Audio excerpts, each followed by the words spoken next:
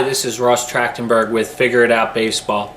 I'm the recruiting coordinator at Westchester University in Pennsylvania, and I'm sharing some insight with you about the recruiting process. In this video, I really want to focus on how to start to build a college list for yourself. Again, we're looking at maybe 1,200 or so different college programs out there at the college level that you could consider. And we want to start to narrow down that list, and we're not going to consider baseball while we're doing it. The only factor we're thinking about is, does the school indeed have a baseball program? So what I want to think about is really some fixed criteria, things that aren't going to change. So the first one will be location of the school. Schools are not going to generally move, obviously. So how far away from home are you comfortable being? Are you comfortable being so far away that you might only come home once per semester or not at all? And on the flip side, if you're used to having parents and family and friends attending all your games, if you're really far away, it's going to be very difficult for them to do that.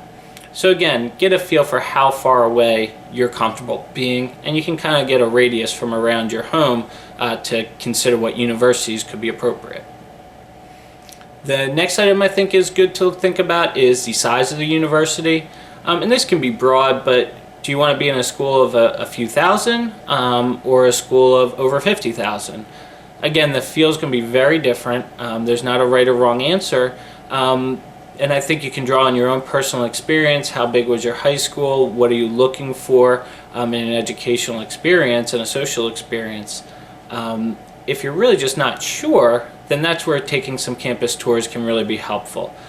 So take a campus tour of a huge school, something over 50,000. Take a tour of a school that's maybe 1,500, and then maybe something in the middle, and get a feel for what kind of feels appropriate for you. The academic fit, I think, is important too. So on the first note of that, we'll say GPA, SAT, ACT scores. And what you want to look for there is, do you match with what is advertised on the school's admission website? Baseball can help with this a little bit, but again, you have to be within range. Each college will let you know, so as you go into the recruiting process and you say, my GPA is a 3.0, and they say that's terrific, or they say, we really need you to be at a 3.75, well, you're not really within range, and same goes for your standardized scores. The next piece would definitely be areas of study. So if you do have a major in mind, that can really narrow down your list. If you have a very specific major, so if you're interested in chemical engineering or something like that, then your list is going to get really short very quickly. Now, if you're undecided, which many players are, and no college coach in the country is going to worry about a student saying, I'm undecided, then make sure you're just keeping schools on your list that do have a broad range of majors and are not really a specialty school, so a school that just focuses on engineering, again, as an example. And the last criteria that I think is worthwhile to really note at this time is what the cost of the university is. So again, just looking at the admission website, what are tuition and fees generally, it's worthwhile to really note again what it will cost the average student to attend the school. I'll cover affording college and how scholarships and academic money can come into play, as well as financial aid in future videos.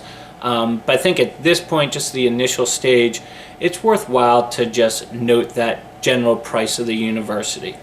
Depending on how important price is to your family, that will depend on how early in the conversation with coaches you want to bring it up.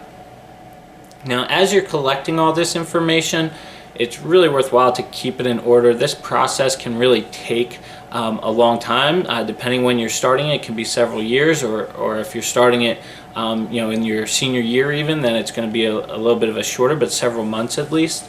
So you want to organize your information in a spreadsheet or a Word document or something of that format, so you can really keep your information kind of concise and organized. Your list is definitely going to change with time, and there's no right number to go by. You just want to make sure you have enough schools that you feel like there's enough options. But if it feels like there's too many, then you have to start looking at your criteria and start narrowing things down. And last thing, there's really no right time to start this process. If you're early in high school and you're ambitious and you want to start thinking ahead, then start doing the research on schools. And again, all this information is right at your fingertips, and it's really worthwhile to take the time to do your homework and start building that college list, again, without focusing on baseball first. Again, this is Ross Trachtenberg with Figure It Out Baseball.